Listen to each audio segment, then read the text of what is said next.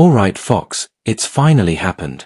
After years of Whoopi Goldberg steamrolling conservative voices, brushing off guests like their opinions didn't matter, and treating The View as if it were her own personal territory, she's finally run into someone who refused to back down and gave her a real challenge. If you don't have anything to say, you blab. You just go on and on and on and on and on and on and on and on and on and on and on and on and on. Enter Karoline Leavitt. Voters do not agree with these despicable women on The View. They are wildly out of touch with the vast majority of Americans, and frankly, they should seek immediate help. This wasn't just another debate, it turned into a full-blown public showdown. Karoline came in swinging, calling out Whoopi's hypocrisy, shutting down the arguments that usually dominate the table, and leaving the entire panel stunned into silence in a way viewers had never really seen before. And now, the backlash is exploding everywhere.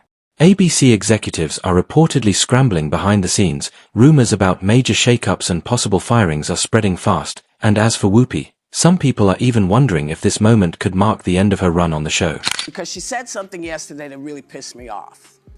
And that was, she said, there will be no wokeness here. Oh, yeah. Let me explain something to you.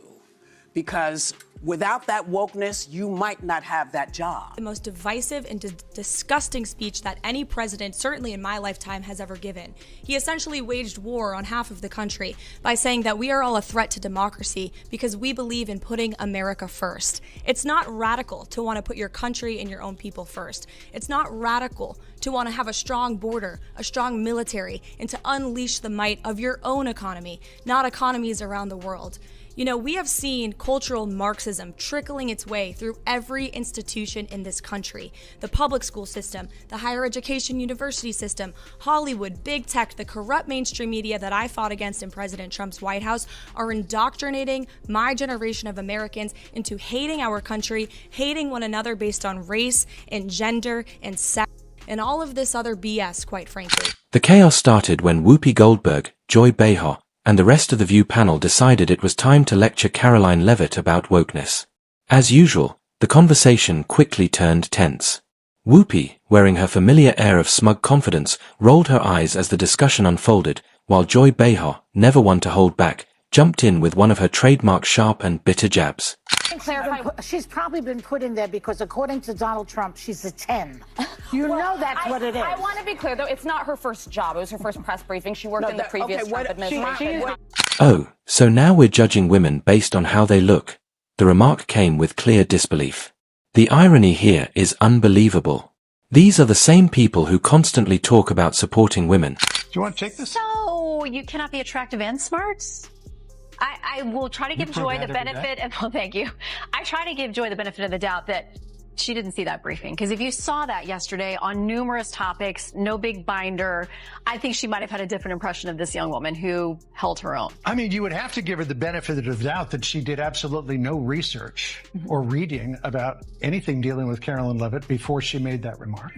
Because Karoline Leavitt worked, I mean, she went to St. Anselm College. She worked for WMUR Ran for Congress? In New Hampshire. She ran for Congress at the age of 25, put out a very good campaign. As you can see, Karoline's achievements are incredibly impressive, especially at such a young age.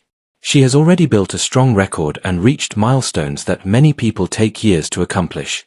Meanwhile, people are starting to question what Whoopi has really achieved in comparison.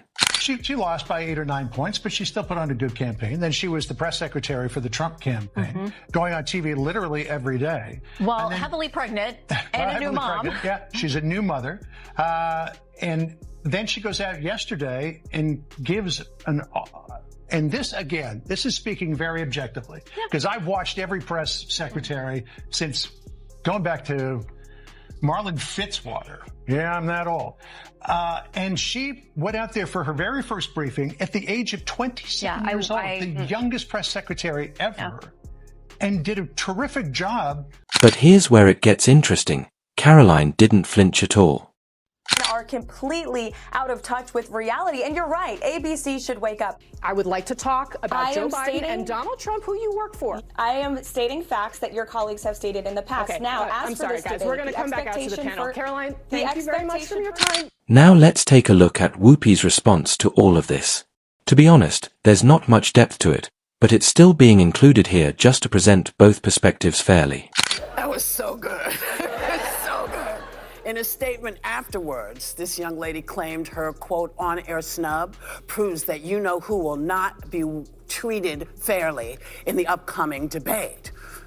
Now, do you think this is going to make people doubt whether CNN can stay objective, or is this more the same of, everybody's against me, it's all rigged, I tell you.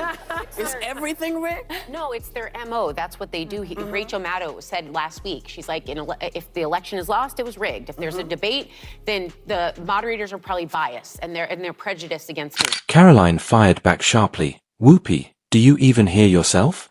You sit here preaching women's empowerment, but the moment a conservative woman succeeds, you reduce it to looks. The moment landed hard. The audience went completely silent. Even Joy Behar, usually quick to interrupt, had nothing to add, but Karoline wasn't finished. She continued, saying that wokeness isn't really about equality, but has become a political tool used to silence anyone who disagrees. And she directly called out Whoopi, accusing her of showing that pattern repeatedly on the show. The reaction from the audience was unmistakable, and within seconds, social media lit up with clips and commentary, turning the moment into a viral storm. While I vowed to provide the truth from this podium, we ask that all of you in this room hold yourselves to that same standard. We know for a fact there have been lies that have been pushed by many legacy media outlets in this country about this president, about his family, and we will not accept that. We will call you out when we feel that your reporting is wrong or there is misinformation about this White House. Boom. She's got more. I would like to point out to each and every one of you that in 2024, when Joe Biden was in the Oval Office, or upstairs in the residence sleeping, I'm not so sure, egg prices increased 65% in this country. Bam!